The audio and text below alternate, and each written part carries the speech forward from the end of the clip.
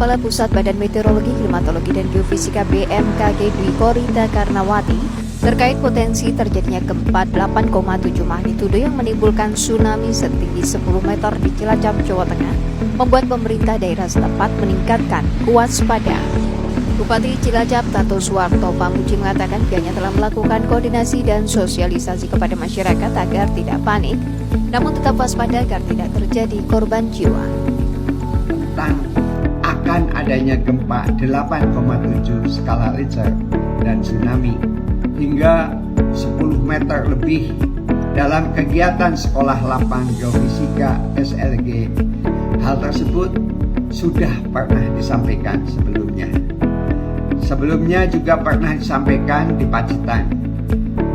Setelahnya saya langsung memerintahkan semua jajaran pemerintahan dan unsur-unsur pentahelik untuk secara bersama-sama dalam kesiapsiagaan.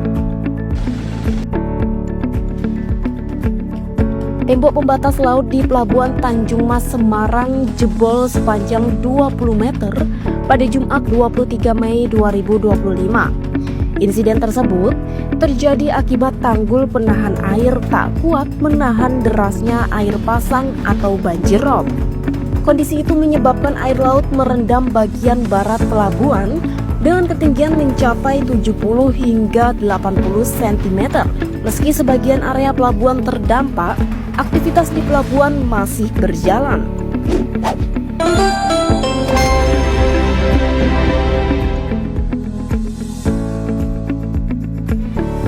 Badan Meteorologi, Klimatologi, dan Geofisika memberikan peringatan bagi masyarakat yang bermukim di wilayah pesisir Indonesia. Peringatan tersebut terkait dengan kemungkinan banjir rob akibat meningginya permukaan air laut. Dalam postingan di akun Instagram resmi BMKG beberapa waktu lalu, BMKG mengeluarkan peringatan adanya potensi banjir rob di sejumlah wilayah pesisir Indonesia pada tanggal 6 hingga 28 Februari mendatang. Banjir rob dipengaruhi oleh fenomena bulan purnama pada tanggal 12 Februari yang berpotensi meningkatkan ketinggian air laut maksimal. Wilayah pesisir mulai dari Kepulauan Riau, Kepulauan Bangka Belitung, Sumatera Barat, Banten, Jawa Barat hingga Maluku Utara dan pesisir Papua Selatan perlu diwaspadai. Khusus untuk pesisir utara Jakarta, banjir rob diprediksi terjadi pada 7 hingga 13 Februari. Jelajahi cara baru mendapatkan informasi. Download Metro TV Extend sekarang.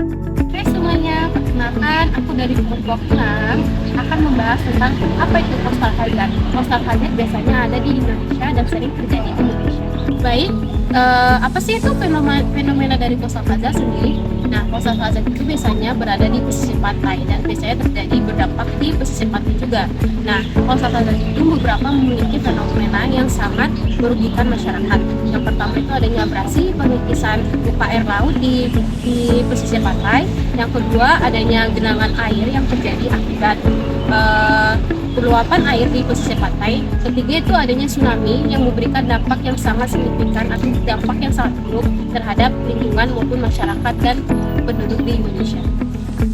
Nah, selanjutnya ada dampak yang dihasilkan dari bencana pesisir, yaitu yang pertama ada kehilangan lahan atau tempat tinggal bagi warga wilayah pesisir.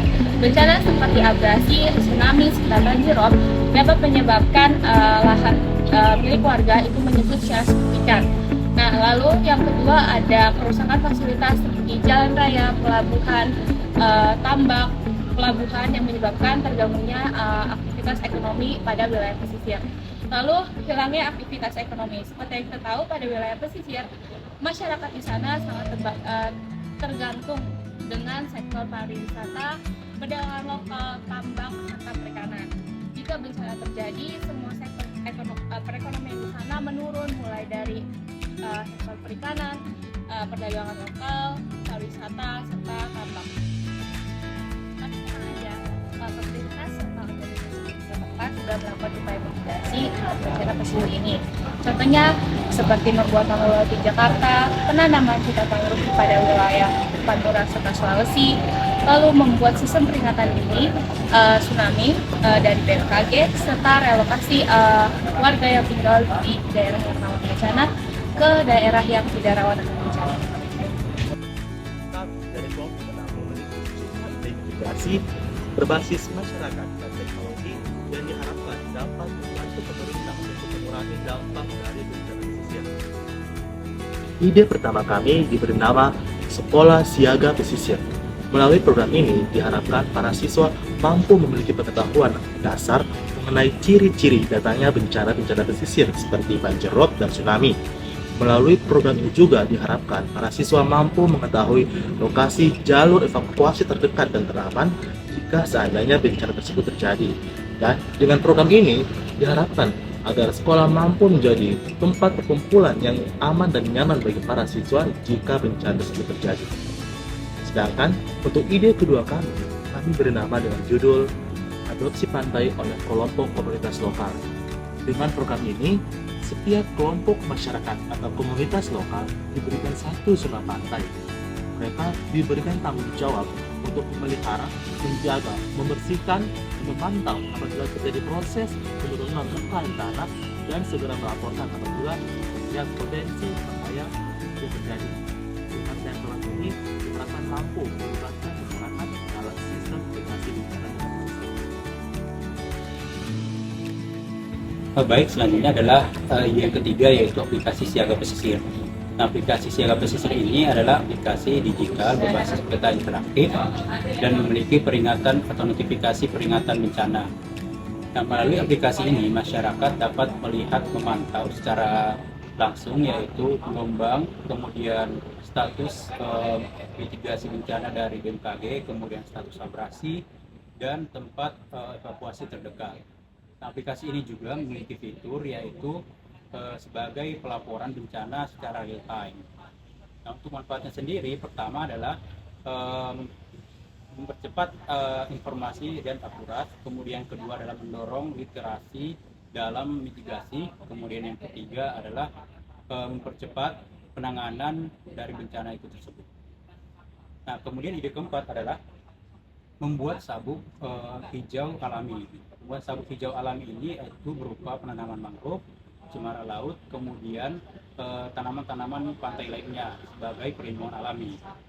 Nah, pembuatan sabuk hijau alami ini berfungsi sebagai penahan gelombang, kemudian penahan abrasi, dan tempat hidup biota laut. Nah, pembuatan sabuk ini dapat dilakukan secara gotong royong dan melibatkan masyarakat serta komunitas-komunitas lainnya. Nah, manfaatnya sendiri adalah pertama sebagai perlindungan alami dan ramah lingkungan, kemudian yang kedua adalah untuk mencegah dampak erosi dan badai, dan terakhir adalah untuk memperkaya keanekaragaman hayati. Oke, ini ide kelima kami. Desa Tangguh dilengkapi rambu evakuasi jalur aman, pelatihan warga, serta gudang logistik darurat. Setiap rumah memiliki tas siaga bencana, dan pemerintah desa bekerjasama dengan BPBD. Dengan manfaat meningkatkan kemandirian dan kesiapsiagaan masyarakat, mempercepat evakuasi dan penanganan awal, mengurangi ketergantungan terhadap bantuan eksternal. Ide-ide ini bisa diterapkan secara bertahap dan disesuaikan dengan karakteristik tiap wilayah pesisir. Mitigasi akan lebih efektif jika dimulai dari komunitas lokal yang paham lingkungannya sendiri. Kita semua bisa ikut menjaga dan mengurangi risiko bencana wilayah pesisir, karena mitigasi bukan hanya tugas pemerintah, tapi juga tanggung jawab kita bersama. Terima kasih sudah menonton.